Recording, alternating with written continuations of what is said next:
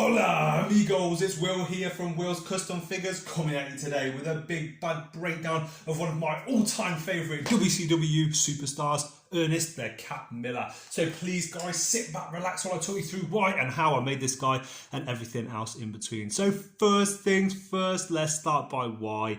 My good friend Dave, he always takes the time to give me great projects to work on.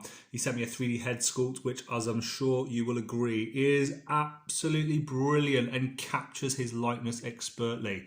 And he asked me for this classic look, man. I don't know if any of you guys watched him in WCW. I presume most people did. He had brief stints in WWE. He was also, interesting fact, the bad guy in the wrestler film fighting with Mickey Rourke, and had a fantastic career on the independent scene. So I wanted to do this guy justice. I've not seen very many figures of him, a couple of customs and things like that. So wanted to take the time. This guy's got a special place in my heart. Always had him on the wrestling games and things like that. He's a bit of an underrated character, really. So as you can see here, he's got a sort of like martial arts sort of pose, and the base figure for this was actually a Owen Hart. Wait, was it an Owen Hart? Owen Hart or Jim the Anvil Neidhart? I can't remember which one it was, but maybe the experts of Hasbro can tell me by looking at the body type.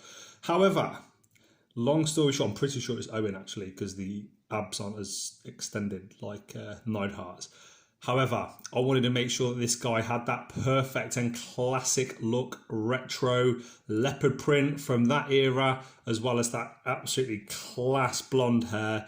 Did a nice black wash underneath it, so you can see some of his natural hair colour coming through, as well as with the eyebrows. I did a bit of a zoom in here. You can see I actually did them black first, same as with the facial hair. He really didn't have a goatee or much facial hair. At certain points he did. But mainly he was this look. This is how I remember him anyway. This is my fondest memories of Ernest Cat Miller. And yeah, he was a legit martial artist, absolute badass. Just to create the figure, you know, time is money at the end of the day, guys. What I decided to do was try and keep it simple. Add on the clay trousers around the edge, try and use as much of the base and keep the articulation, you know, here and with the arms and stuff as much as possible, and try not to hinder that. He does have a waist swivel. I'm not going to do it because sometimes it damages the paintwork. I'll let David do that when he receives him. And I've attached the head on with clay. Now, anyone that's interested in doing a leopard print, I used Iraqi sand for doing all of the undercoat all the way around. Used the same Iraqi sand for the head. It's great use for blonde hair.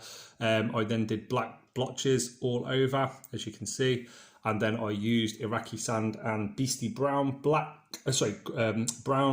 to try and get as much of the leopard print sort of effect as possible. And you know what? Up close and from a distance, I think it's really been pulled off quite well. I've just realised I've not glossed the eyes yet, so I will always add like a varnish gloss onto the eyes and onto the lips to try and make it have that extra little bit of realistic look.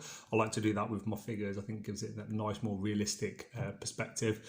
And that's it from me, really, guys. If anyone's interested in one of these, please reach out for me in the comments section below on Facebook, Instagram, YouTube, wherever you want to get in touch with me. I'm always readily available, happy to take on new orders and new commissions. This guy was an absolute treat to work on.